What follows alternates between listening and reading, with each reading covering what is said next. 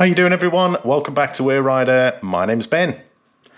There's a brand out there called Voge, and I know some of you might have heard about it. If you have, let me know in the comments down below. But I'd heard about them a couple of years ago, and I see now that there are more and more motorcycles out. So it's a particular brand I'm going to have a look at in this video. And I don't know much about them. I've tried to do a bit of research, and there isn't much information there. They don't have dealers in Ireland yet. I think there is a slightly smaller dealer in Northern Ireland.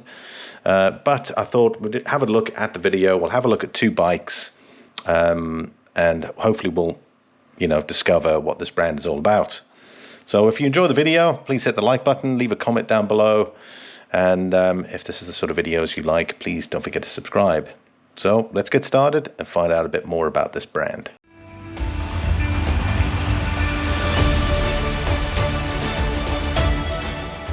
In 2018, it seems like they were founded. Their parent company is Loncin, probably one of the biggest manufacturers out there for motorcycles, and they're based in China, make a lot of engines. They've partnered up with other brands, particularly BMW Motorrad, with their F750, F850 GS engines and the G650 GS as well on some of their earlier ones. But I thought I would have a look at it because their bikes look quite neat. And again, I don't really know too much about them, but I suspect probably in the Western world, or the Loncin bikes will be branded as Vogue, and that's how they would want to see it. But I suppose probably in China, people would know what Vogue is, so I'd probably see that the Vogue brand is obviously not used in China, and they'll go under the Loncin brand. So let's get started. We're going to have a look at the Vogue 650 DS and see what that's all about. Right, the Vogue 650 DS looks like your kind of mid-range motorcycle. Is powered by a 652cc single cylinder, which is also A2 compliant. So I suppose for those with the A2 license, you can get a fairly decent size, well-equipped motorcycle to fall within that category. Braking performance looks pretty decent, 298 millimeters floating discs, and obviously has switchable rear ABS. And again, it looks like the ride quality is pretty good. They've got 41 millimeter inverted forks, KYB, and a rear monoshock. A couple of the standard features to note: it looks like they come with a engine crash bar and aluminium bash plate as standard, whereas most other manufacturers would probably go with plastic ones. It looks like it's got a very nice, attractive TFT dash. It's also got an adjustable screen, tire pressure monitoring. I know it says tire monitoring, but obviously that's probably tire pressure monitoring, so that's rather handy. USB charging ports, sequential LED indicators, dual purpose foot pegs, and of course there's a top box as well, top box rack. The power plant is a 652cc, and the rated output is 47 brake horsepower at about 8,500 RPM. The maximum torque, 60 Newton meters at 5,500 RPM, not too bad. It's a 5-speed gearbox, which is a bit interesting. I would have thought as a modern bike that would have moved on from 5 speeds to 6 speeds, but hey, I suppose you can't have everything. 5-speed gearbox. Obviously it's liquid cooled system, electric start. I have to admit the lighting system looks damn fantastic on it. Full LED lighting, daytime running lights on the rear as well, and of course those LED indicators front and back. Really nice, good looking headlight cluster and tail light assembly. A couple of other details: we got ground clearance at 250 millimeters, followed by the seat height at 850 millimeters, which I think is not bad. The instrumentation TFT display looks really good, nice and clear. I have to admit the graphic detail on it is really good. Full digital RPM gauge as well, and of course you've got fuel, gear rating, battery level. I mean, it looks pretty in-depth. As well with that, it's also fairly quick apparently in relation to its response, which I think is pretty good. And of course there's a Bluetooth connection as well as standard. If you look at the design of the bike, I must admit they've done exceptionally well with the adventure styling on it. The proportions all look good. Again, I can't really speak for the plastics materials that they've used. I don't know. As I said, it's the premium brand of the Loncin brand, They might have used loncin parts. I don't know. You'll have to let me know if any of you out there have this motorcycle or are looking at it. Let me know what your opinion is of the quality of the bike. It certainly looks like a really good quality bike, but there's some parts there that raise concerns for me. Overall, I think it looks very attractive. Would you buy the bike? Let me know down below.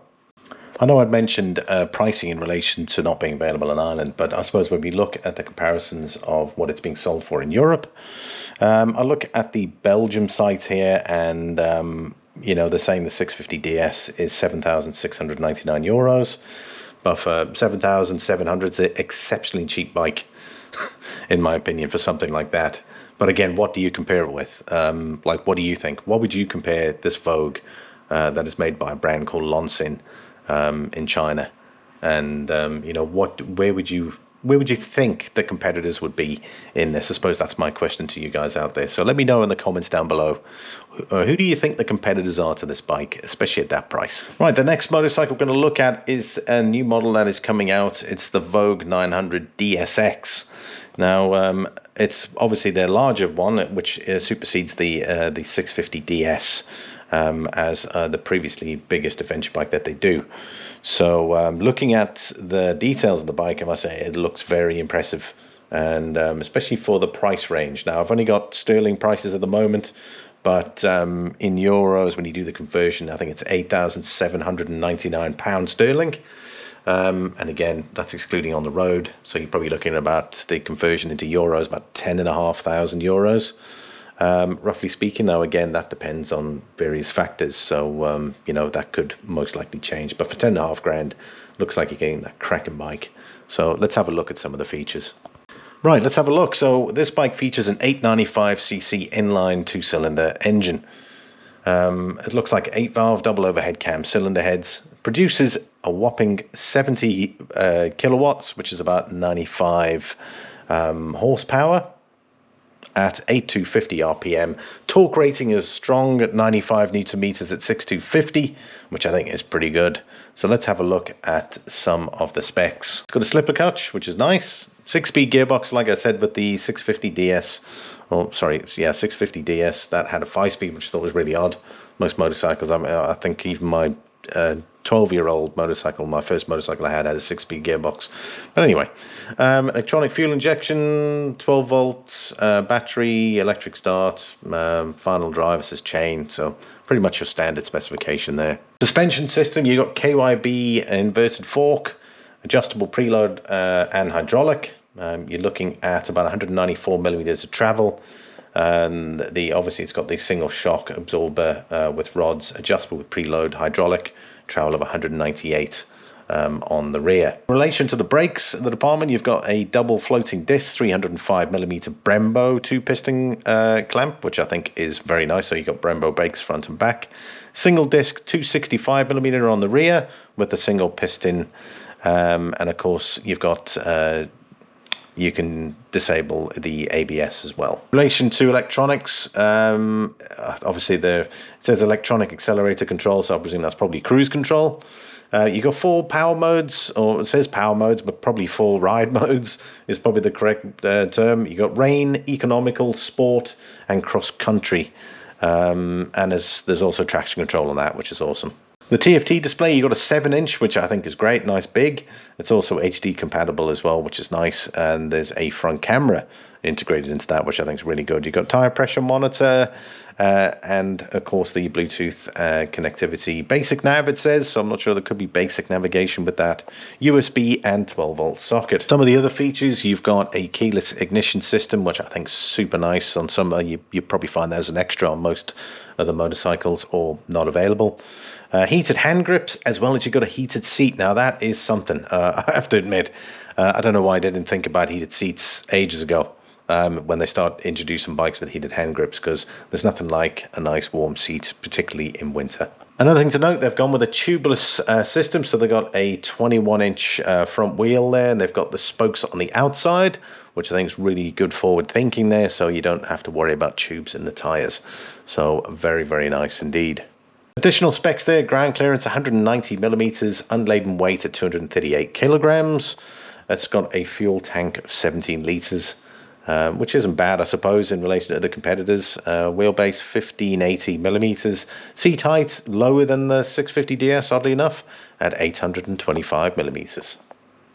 Right, so my verdict on this, I suppose, look, have a look at them, check them out. I'm just, I'm sort of struggling with trying to understand, where their target market is. I suppose they want to come along a premium. I haven't seen the bikes. I don't know what the quality's like. It certainly would be interesting to see it. There's no Vogue dealers here in Ireland. Pricing wise, at 10.5 grand on the DS900X, I mean, it's cheap. Very affordable, very well spec'd. Like, they've literally thrown everything in to compete with other manufacturers out there. Likewise with the 650DS, really good value for money, cheaper than most A2 bikes out there in relation to Hondas. Really good value for money, that seems like it, because they've got the bikes really well equipped. I'd have to do more research in relation to them, actually physically see the bike, ride the bike, to kind of have a better understanding. But in relation to the target market, what do you think?